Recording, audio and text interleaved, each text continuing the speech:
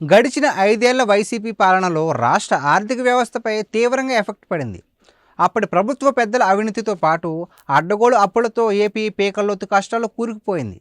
అయితే కూటమి ప్రభుత్వం అధికారంలోకి వచ్చిన తర్వాత రాష్ట్ర ఆర్థిక వ్యవస్థను గాడిన పెట్టేందుకు ప్రయత్నిస్తోంది.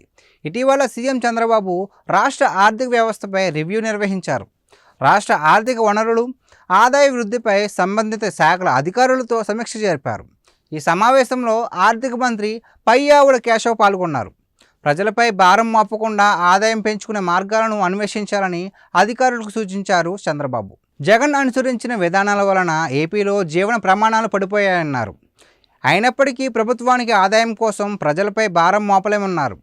ఆదాయార్జన శాఖల్లో మరింత మెరుగైన ఫలితాలు సాధించడం తప్ప మరో మార్గం లేదని అధికారులకు సూచించారు. ఏ ఒక్కరూ పన్ను ఎగవేతకు పాల్పడకుండా చూడాలని చెప్పారు. అదే సమయంలో వ్యాపారులను వేధింపులకు గురి చేయొద్దన్నారు. రాష్ట్ర ప్రభుత్వ ఆదాయ వనరులు, పురోగతిపై అధికారులు సీఎం చంద్రబాబుకు పవర్ పాయింట్ ప్రజెంటేషన్ రూపంలో వివరించారు.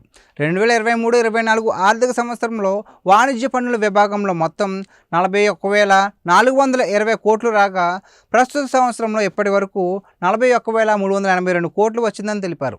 ఈ శాఖలో ఫిబ్రవరి, మార్చి నెలల్లో వృద్ధి ఉంటుందని అధికారులు చంద్రబాబుకు వివరించారు. ఎక్సైజ్ పాలసీ కొత్త విధానం వల్ల ఆ శాఖల్లోనూ ఆదాయం పెరుగుతుందన్నారు. గనుల శాఖల్లో ఇప్పటి వరకు అనుకున్న స్థాయిలో ఆదాయం రాలేదన్నారు అధికారులు. 2024-25 ఆర్థిక సంవత్సరానికి వ్యాట్, జీఎస్టీ, ఎక్సైజ్, వృత్తి, వాణిజ్య పన్నుల ద్వారా వచ్చే రాబడి స్వల్పంగా పెరుగుతుందని అధికారులు అంచనా వేశారు.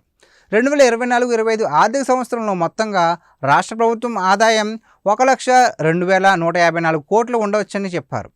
కోర్టు కేసులు సత్వర పరిష్కరించడానికి కృషి, గనుల తవ్వకానికి అనుమతులు మంజూరు వంటి చర్యల ద్వారా ఆ శాఖలో రాబడి పెంచాలని అధికారులకు సీఎం చంద్రబాబు సూచించారు. ఆదాయార్జనపై ఇకపై ఎప్పటికప్పుడు రివ్యూ చేస్తానన్నారు. వైసీపీ హయాంలో ఆర్థికంగా కుదిలైన రాష్ట్రం మళ్ళీ అభివృద్ధి బాట పట్టాలంటే ఆదాయార్జన శాఖలో మంచి పనితీరు కనబర్చాలన్నారు సీఎం చంద్రబాబు.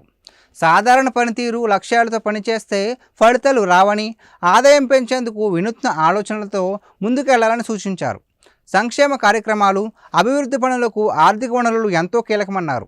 కేంద్రం నుంచి వీలైనన్ని ఎక్కువ నిధులు రాబట్టేందుకు సంప్రదింపులు జరుపుతానన్నారు.